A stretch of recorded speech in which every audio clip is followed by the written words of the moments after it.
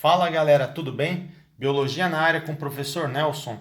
Atendendo a pedidos de muitos alunos, eu vou falar mais um pouquinho sobre a célula, a unidade básica da vida. Falando em termos de biodiversidade, biodiversidade corresponde à enorme quantidade e variabilidade de formas vivas no nosso planeta. Justamente por esta diversidade, há uma necessidade humana de agrupar os seres vivos em conjuntos mais facilmente identificáveis, que permitem dinamizar o seu estudo. Atualmente, o modelo de classificação de seres vivos de Whitaker, que foi feito em 1969, em 5 reinos, é o mais aceito. Temos o reino animal, ou animalia, reino vegetal, ou metafita, temos o reino fungi, reino dos fungos, reino monera, que engloba as bactérias e as cianobactérias, e temos o reino protista, que tem os protozoários e também algas marinhas.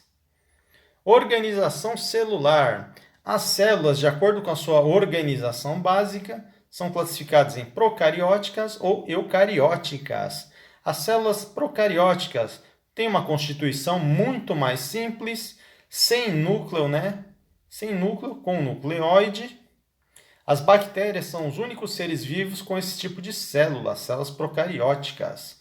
Falar um pouquinho das células eucarióticas, são mais complexas e de maiores dimensões, com núcleo bem definido e muito bem organizado, Os animais, as plantas, os fungos e protistas são seres vivos com esse tipo de célula, célula eucariótica ou eucarionte.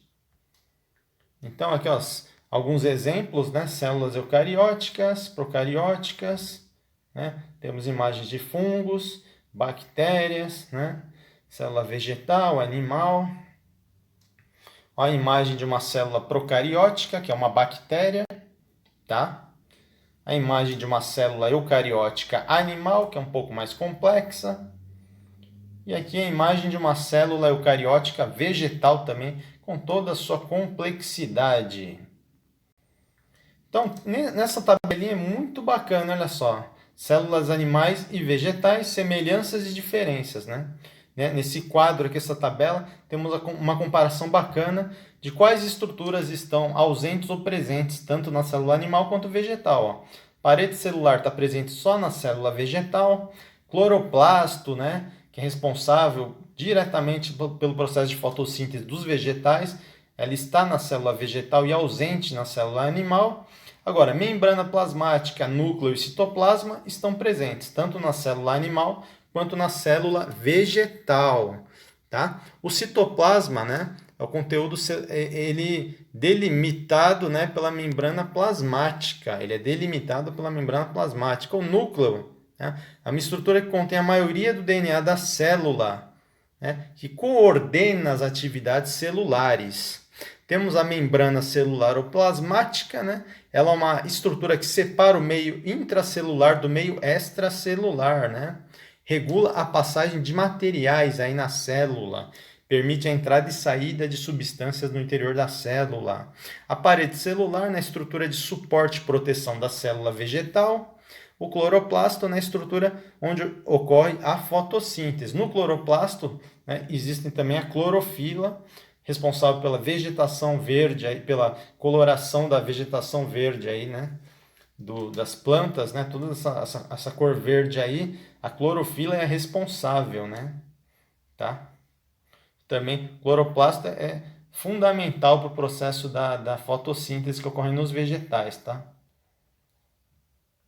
Seres unicelulares e pluricelulares. Seres unicelulares são aqueles constituídos por uma única célula. Por exemplo, uma ameba, que é um protozoário. Seres pluricelulares são aqueles seres vivos constituídos por muitas células, São considerados pluri ou multicelulares. Um ser humano, uma árvore, são seres multi ou pluricelulares. Células de organismos pluricelulares. As células possuem formas muito variadas, Esta variedade de formas está relacionada com a função que as células desempenham nos organismos a que pertencem e ao contato que existe entre eles, Tem células ósseas, células musculares, temos células nervosas, células vegetais, né? Apesar da maioria das células só ser visível ao microscópio, as células apresentam também dimensões muito variáveis. Níveis de organização biológica, né? Existem certos níveis de hierarquia para o estudo dos seres vivos. Assim, iniciando pelo nível mais simples até chegar ao nível mais complexo, né? Temos o seguinte, né? Temos as células, conjunto de células semelhantes formam os tecidos, né? O conjunto de tecidos formam órgãos, os órgãos se reúnem formando sistemas. Você tem sistema nervoso, reprodutor, respiratório, digestório, por exemplo, né? E todos esses sistemas funcionando de maneira plena constituem um organismo, seja um animal, uma árvore, por exemplo.